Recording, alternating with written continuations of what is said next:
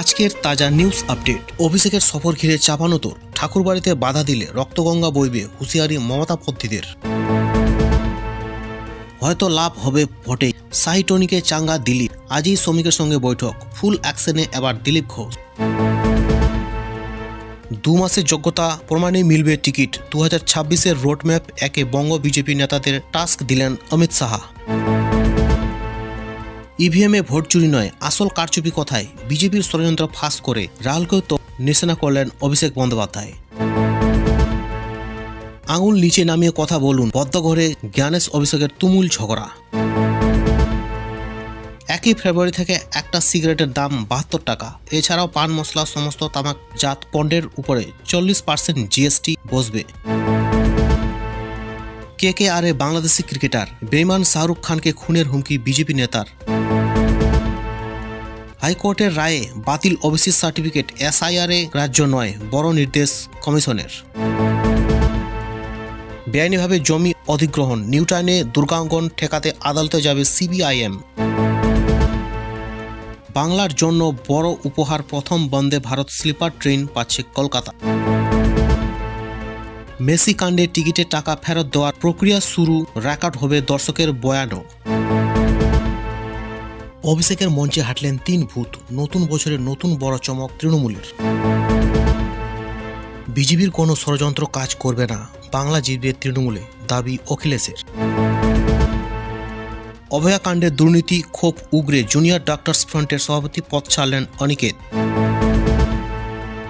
ময়দানে দিদির সৈনিকরা, মমতার উন্নয়নকে হাতিয়ার করে মাসব্যাপী কর্মসূচি তৃণমূলের। বস্তাভর্তি আধার কার্ড, ব্যাংকের নথি পড়ানোর অভিযোগ, এসআইআর আবহে শান্তিপুরের রহস্য। জমজমাট দীঘায় জগন্নাথ ধাম, বর্ষবরণে অতিরিক্ত সময় মন্দিরে ঢুকতে পারবেন ভক্তরা। বিজেপির সংসদে প্রধানমন্ত্রীকে বাংলাদেশি বলেছে অভিষেকের হাতিয়ার অনন্ত মহারাজ। পিকনিকের মাঝে রায়গঞ্জে খুন তৃণমূল নেতা, রাজনৈতিক বিবাদ নাকি অন্য কিছু ঘনাচ্ছে রহস্য।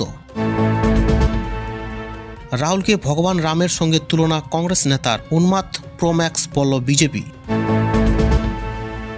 মাথার দাম 50,000, 16টির বেশি ফৌজদারি মামলা, বিহারে এনকাউন্টারে খতম মাও নেতা। ভারত সবার, দেরাদুনে বর্ণবিদ্বেষ শিকার হয়ে ছাত্র মৃত্যুর পর ঐক্যের বার্তা মোহন ভাগবতে তুললেন বাংলাদেশের কথাও। তামিলনাড়ুতে নড়বড়ে হচ্ছে ইন্ডিয়া জোট, টানাপোড়েন কংগ্রেস ডিএমকে এর অন্দরে। ডাইনি অপবাদে দম্পতিকে কুপিয়ে খুন অসমে, পরে দুজনকে জ্বালিয়ে দেওয়া হলো। ছত্তিশগড়ের জঙ্গলে মাওবাদীদের অস্ত্র কারখানা, বর্ষশেষে বানচাল, নিরাপত্তারক্ষীদের উপর হামলার ছক। এক ধাক্কায় অনেকটা বাড়ছে বিড়ি, সিগারেট, পান মশলার দাম, কবে থেকে বাড়বে বিজ্ঞপ্তি দিল কেন্দ্র।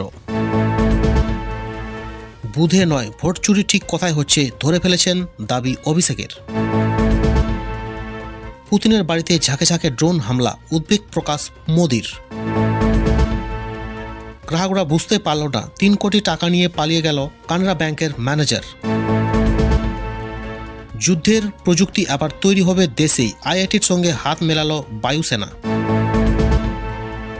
বঙ্গবন্ধুর পর এবার ভাষা দিবস, বাংলাদেশে কেন ছুটি নেই হিন্দুদের, উঠছে প্রশ্ন। অপারেশন সিন্দিরেও শিক্ষা হয়নি, ভারতে ঢুকে বিস্ফোরণ কার্তুজ আর ওষুধপত্র ফেলে দিয়ে গেল পাক ড্রোন।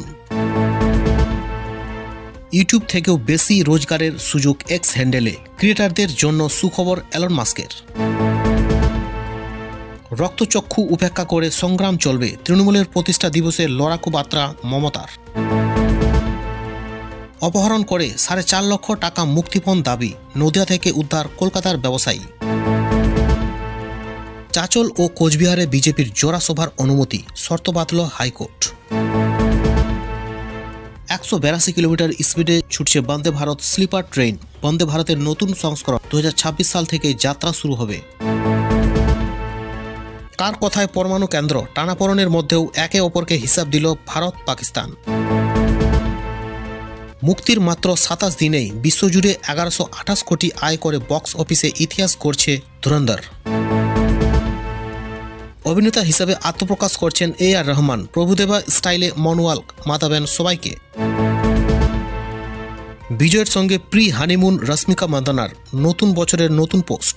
আসছি বিস্তারিত আলোচনায়। অমিত শাহের ভোকাল টনিকে চাঙ্গা বঙ্গ বিজেপির দাবাং নেতা দিলীপ ঘোষ। দীর্ঘদিন পর দলের কার্যালয় থেকে সাংবাদিক বৈঠক করলেন তিনি। বুঝিয়ে দিলেন 26-এ পাখির চোখ করে মাঠ জুড়ে খেলবেন তিনি। বললেন অমিত শাহ মাঠে নামতে বলেছিলেন, আমি নেমে পড়েছি। নাম না করেই বিদলেন বিরোধী দলনেতা শুভেন্দু অধিকারীকে। অমিত শাহের বৈঠকের পরেই গুঞ্জন শুরু হয়েছিল যে দিলীপ ঘোষ রাজনীতিতে সক্রিয় হতে চলেছে। রাত পেরোতেই দেখা গেল সমেজাজে প্রাক্তন সংসদ। প্রায় 8 মাস পর সল্টলেকে বিজেপির কার্যালয়ে যান দিলীপ ঘোষ। দীর্ঘক্ষণ বৈঠক করেন রাজ্য বিজেপির সভাপতি শ্রমিক ভট্টাচার্যের সঙ্গে। এরপরেই কার্যালয় থেকে সাংবাদিক বৈঠক করেন তিনি। দলের মধ্যে কোণঠাসা থেকে ফের সক্রিয়তা। সব প্রশ্নের জবাবে রীতিমতো ছক্কা হাঁকান দিলীপ। সাফ জানিয়েছেন খোদ অমিত শাহ তাকে ময়দানে নামতে বলেছেন, সেই কারণেই নেমেছেন। দিলীপ ঘোষ বলেন, আমি সবসময় আছি, মাঠ জুড়ে খেলবো। আমি 6 বছর রাজ্য সভাপতি ছিলাম, পরে অন্য দায়িত্বে সামলেছি।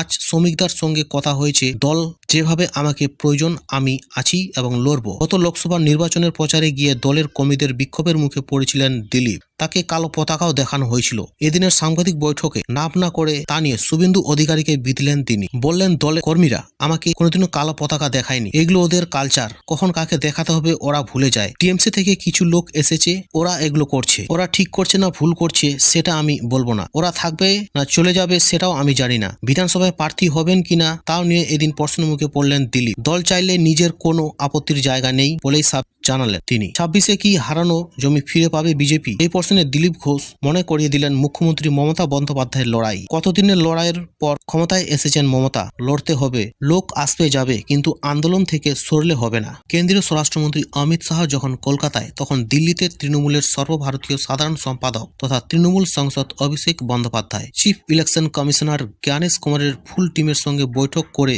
অভিষেক সহ তৃণমূলের 10 সংসদের প্রতিনিধি দল প্রায় 3.25 ঘন্টা ধরে চলে বৈঠক। বদ্ধ ঘরে মুখ্য নির্বাচন কমিশনার জ্ঞানেশ কুমারের সঙ্গে কি কথা হয়েছে, আলোচনা ঠিক কোন পর্যায়ে পৌঁছেছিল, বাইরে এসে সাংবাদিক বৈঠক করে সেই কথা জানান অভিষেক। তার কথা অনুযায়ী সিইসি জ্ঞানেশ কুমারের সঙ্গে তার একাধিক বিষয়ে মতের অমিল হয়। তার একাধিক প্রশ্নের কোনো সদুত্তর দিতে পারেনি কমিশনের ফুল বেঞ্চ। আলোচনা এমন এক পর্যায়ে পৌঁছায় অভিষেকের দিকে আঙুল উঁচিয়ে কথা বলেন সিইসি জ্ঞানেশ কুমার। তেমনটাই সাংবাদিক বৈঠকে দাবি করছেন অভিষেক। তারপর অভিষেক বলেছিলেন, আমার রাজ্যের মানুষের প্রতি আমার দায়বদ্ধতা রয়েছে। আমরা নির্বাচিত, আপনি মনোনীত। আপনাকে আমার প্রভুর কাছে শুধু জবাবদিহি করতে হয়। অভিষেকের কথায় জ্ঞানেশ কুমারকে তিনি বলেন, আঙুল নিচে নামিয়ে কথা বলুন। অভিষেক বলেন, উনি ভেবেছিলেন হয়তো উনি যা বলবেন আমরা তা শুনে নেব। তিনি চ্যালেঞ্জ করে বলেন, যদি হিম্মত থাকে তাহলে কমিশন বৈঠকের সেই সিসিটিভি ফুটেজ প্রকাশে আনুক। এ নিয়ে বিজেপি নেতা রাহুল সিনহা বলেন, নির্বাচন কমিশন বুঝে গেল তৃণমূল কত ঘৃণ্য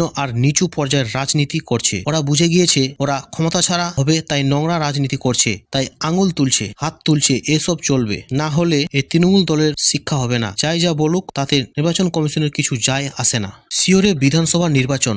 একটা সময় অসমে বিজেপির পক্ষে সমীকরণ যতটা মসৃণ মনে হচ্ছিল, এখন আর ততটা মনে হচ্ছে না। রাজ্যে জাতিগত সমীকরণ বদলাচ্ছে। মুসলিমরা একজোট, অসমীয়াদের মধ্যেও ক্ষোভ রয়েছে। পরিস্থিতি বেগতিক দেখে তথাকথিত খয়রাতির রাজনীতি শুরু করলেন বিজেপির উত্তর পূর্ব ভারতের তথাকথিত চাণক্য হেমন্ত বিশ্ব শর্মা। ভোটের আগে পুরুষ ও মহিলাদের জন্য একাধিক আর্থিক সহায়তা ঘোষণা করলেন তিনি। এমনিতেই অসমে দান খয়রাতির রাজনীতি কম বেশি চলে। উপজাতিদের আলাদা ভাতা ও অন্যান্য সাহায্য, চা শ্রমিকদের সাহায্য এসব সরকার করে। এবার পুরুষদের জন্য আলাদা প্রকল্প ঘোষণা করলেন তিনি। বছরের প্রথম দিন বাবু আচনি প্রকল্প ঘোষণা করেছে অসম সরকার। এই প্রকল্প অনুযায়ী 1 ফেব্রুয়ারি থেকে স্নাতকোত্তর স্তরের ছাত্রদের বৃত্তি হিসেবে দেওয়া হবে প্রতি মাসে 2000 টাকা করে, আর স্নাতক স্তরের ছাত্রদের দেওয়া হবে 1000 টাকা করে। সব ছাত্র অবশ্য এই সাহায্য পাবে না। যাদের অভিভাবক সরকারি চাকরি করেন বা যাদের পরিবারের বার্ষিক আয় 4 লক্ষের বেশি, তাদের এই প্রকল্পের বাইরে রাখা হয়েছে। অসমের ছাত্রীদের জন্য এই ধরনের প্রকল্প আগে থেকেই চলে। হেমন্ত শর্মা ঘোষণা করেছিলেন ছাত্রদের জন্য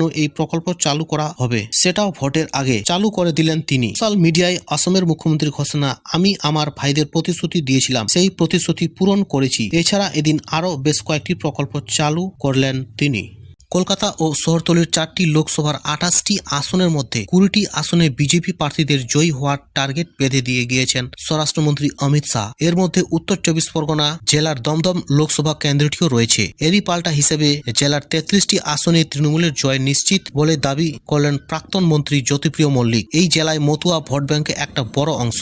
মল্লিকের দাবি, মতুয়া ভোটও পড়বে তৃণমূলের পক্ষে। 1 জানুয়ারি রাজ্যের সর্বত্র উদযাপিত হয়েছে তৃণমূলের 29তম প্রতিষ্ঠা দিবস। হাবড়ায় 29 30 ফুটের কেক কেটে দলের প্রতিষ্ঠা দিবস পালন করেন স্থানীয় তৃণমূল বিধায়ক জ্যোতিপ্রিয় মল্লিক। সেখানে জ্যোতিপ্রিয় মল্লিক জানান, এই মুহূর্তে তৃণমূলের কোনো বিকল্প নেই। রাজ্য সরকারের সামাজিক প্রকল্পের থেকে সাধারণ মানুষ যেভাবে উপকৃত হয়েছেন তাতে মানুষ তৃণমূল ছাড়া কোনো রাজনৈতিক দলের কথা ভাববেন না। এসআইআর নামে মতুয়াদের নাম কেটে দেওয়া হয়েছে। শুনানিতে বৃদ্ধ মানুষ, অসুস্থ মানুষদের লাইনে দাঁড়াতে হচ্ছে। তাই মতুয়ারাই মতুয়াগড়ে বিজেপির পাশা উল্টে দেবে। জেলায় 33টি কেন্দ্রের সবকটি আসন জয়ী হবে তৃণমূল। বছর শেষে 3 দিনের জন্য কলকাতা সফরে এসেছিলেন অমিত শাহ। সাংবাদিক বৈঠক করে তৃণমূলের বিরুদ্ধে দুর্নীতি নিয়ে সরব হন তিনি। রেশন, খাদ্য, চাকরি সব দুর্নীতি নিয়েই তোপ দেখে গেছিলেন কেন্দ্রীয় স্বরাষ্ট্রমন্ত্রী। চ্যালেঞ্জ করে বলেছিলেন 26-এ 2/3 আসন জিতে বিজেপি বাংলায় সরকার গড়বে। নতুন বছরে এক ধাক্কায় বাড়তে চলেছে বিড়ি, সিগারেট, গুটখা সহ অন্যান্য তামাকজাত পণ্যের। এই পণ্যগুলির উপর যে অতিরিক্ত শুল্ক আরোপ করার কথা কেন্দ্রীয় বাজেটে ঘোষণা করেছিলেন অর্থমন্ত্রী নির্মলা সীতারামন, সেটা কার্যকর হতে চলেছে 1 ফেব্রুয়ারি থেকে। বিজ্ঞপ্তি জারি করে এমনটা জানিয়ে দিল মোদী সরকার। আগামী 1 ফেব্রুয়ারি থেকেই তামাকজাত পণ্যের উপর নতুন জিএসটি কার্যকর হচ্ছে। কেন্দ্রের নরেন্দ্র মোদী সরকার বিড়ি, সিগারেট তথা অন্যান্য তামাকজাত পণ্যের পাপ পণ্য হিসেবে চিহ্নিত করেছে। জিএসটির নতুন কাঠামোয় এগুলি হতে চলেছে সব থেকে দামি পণ্য। এর মধ্যে রয়েছে তামাক, গুটখা, পান মশলা, মদ এবং কোল্ড ড্রিঙ্কস এর মতো সামগ্রী। গত ডিসেম্বরে সংসদে 2টি পৃথক বিল পাস হয়েছিল। সেই বিলের মাধ্যমেই পান মশলা উৎপাদনের নতুন সেস এবং তামাকজাত পণ্যের উপর অতিরিক্ত এক্সাইজ ডিউটি আরোপের পথ প্রশস্ত হয়। নতুন বিজ্ঞপ্তি অনুযায়ী এই ধরনের পণ্যের উপর 40% জিএসটি বসতে চলেছে। সঙ্গে অতিরিক্ত সেসও বসানো হচ্ছে, যার নাম দেওয়া হয়েছে হেলথ অ্যান্ড ন্যাশনাল সিকিউরিটি সেস। এর সঙ্গে জারি হবে অতিরিক্ত এক্সাইজ ডিউটি। আগে 28% করের পাশাপাশি অতিরিক্ত ক্ষতিপূরণ সেস ধার্য করা হতো। এর ফলে মোট ট্যাক্স এর পরিমাণ হতো 53%। এবার পরপর 3 ধরনের শুল্ক আরোপের পাশাপাশি জিএসটি বাড়ায় করের পরিমাণটা অনেকটা বাড়ছে, যার ফলে সিগারেট ও অন্যান্য তামাকজাত পণ্যের দাম অনেকটাই বাড়তে চলেছে। কোনো পণ্যের দাম দ্বিগুণ হয়ে যেতে পারে, তবে বিড়ির ক্ষেত্রে দাম তুলনামূলকভাবে কম বাড়বে। নতুন বছরে জাঁকিয়ে ঠান্ডা পড়লেও বছরের দ্বিতীয় দিন থেকে বাড়ছে রাজ্যের রাজনৈতিক পারদ। শুক্রবার অভিষেকের জনসভার আগে মালদহের চাঁচলের সভা থেকে তৃণমূলকে হুঁশিয়ারি বিরোধী দলনেতা শুভেন্দু অধিকারীর। বদলের পর বদলা হবে বলে হুঙ্কার দিলেন তিনি। বিহার, ওড়িশার পর বাংলার বদল হবে বলে দাবি করলেন শুভেন্দু। শুধু তৃণমূলকে হুঁশিয়ারি নয়, মালদহের এসডিওকে হুঁশিয়ারি দিলেন তিনি। বললেন, নামটা লেখা থাকলো, ভোটের পর দেখা হবে। রাজ্যের বিরোধী দলনেতার বক্তব্য, বিহার, উড়িষ্যার পর বাংলা সাফ হবে। এপ্রিল মাসের পর তৃণমূল বিরোধী আসনে যাবে। পাশাপাশি মালদহের উত্তরের সাংসদ খগেন মুর্মুর উপর আক্রমণের বদলা নেওয়া হবে হুঙ্কার দিলেন তিনি। সেই সুর ধরে শুভেন্দু বলেন, ত্রাণ দিতে গিয়ে আক্রান্ত হয়েছিলেন খগেন মুর্মু, রক্ত দেখেছিলেন। বদলা যদি চান তাহলে বদল আনতে হবে। চাঁচলের এই সভার অনুমতি মিলেছে কলকাতা হাইকোর্ট থেকে। নিরাপত্তার খাতিরে পুলিশ অনুমতি দিতে চাননি। আদালতে দ্বারস্থ হয় বিজেপি। আদালত থেকে শর্ত সাপেক্ষে এই সভার অনুমতি পান শুভেন্দু। পাকিস্তান খুব খারাপ প্রতিবেশী। নাম না করে এভাবে পড়শি দেশকে আক্রমণ করলেন বিদেশমন্ত্রী এস জয়শঙ্কর। একটি অনুষ্ঠানে বক্তব্য রাখতে গিয়ে তিনি বলেন, খারাপ প্রতিবেশীরা যখন জঙ্গিদের মদত দিচ্ছে তখন ভারতেরও অধিকার আছে নিজের দেশকে রক্ষা করা। ভারতীয় নদীর জল ব্যবহারের অনুরোধ করা উচিত না প্রতিবেশীদের। পহেলগাঁও হামলার পরই নয়াদিল্লি ঘোষণা করে ভারত সিন্ধু জল চুক্তি মানবে না। তখন থেকেই ক্ষোভে ফুঁসছে পাকিস্তান। এর মধ্যে আবার চন্দ্রভাঙ্গা নদীর উপর কুলহস্তি স্টেজ 2 জলবিদ্যুৎ প্রকল্পের অনুমোদন দিয়েছে মোদী সরকার। যা নিয়ে ফের পাক বিদেশমন্ত্রী বলছে, সিন্ধু চুক্তি ভঙ্গ করে এভাবে একক দখলদারি মানব না। এবার সেই ইস্যুতেই নাম না করে পাকিস্তানকে তুলোধনা করলেন এস জয়শঙ্কর। আইআইটি মাদ্রাসে বক্তব্য রাখতে গিয়ে জয়শঙ্কর বলেন, আমরা কি পদক্ষেপ করব সেটা একেবারে আমাদের সিদ্ধান্ত। আমাদের কি করা উচিত বা উচিত নয় সেটা নিয়ে কেউ কিছু বলতে পারে না। আমাদের সুরক্ষার জন্য যা দরকার তাই আমরা করব। যদি কোনো দেশ ইচ্ছাকৃতভাবে দীর্ঘদিন ধরে সন্ত্রাস চালিয়ে যায় তাহলে আমাদেরও দেশের নাগরিকদের রক্ষা করার অধিকার রয়েছে। সেই অধিকার আমরা প্রয়োগ করবই। তার কথায় বহু বছর আগে জলবন্টন নিয়ে 2 দেশ সহমত ছিল, কিন্তু দশকের পর দশক ধরে সন্ত্রাস চলে আসার পর আর তাদের ভালো প্রতিবেশী বলা যায় না। তিনি আরো বলেন, তুমি জল চাইছো আমার থেকে, কিন্তু আমার বিরুদ্ধে সন্ত্রাস চালিয়ে যাবে, সেটা তো হবে না। অর্থাৎ জলবন্টন নীতি নিয়ে ভারত কোনোভাবে আপোষ করবে না। বিশ্লেষকরা অনেকে মনে করছেন, বর্তমান বাংলাদেশে যেভাবে মৌলবাদীদের রমরমা বাড়ছে সেই বিষয়টি মাথায় রেখে বাংলাদেশকেও কি খারাপ প্রতিবেশী বললেন এস জয়শঙ্কর।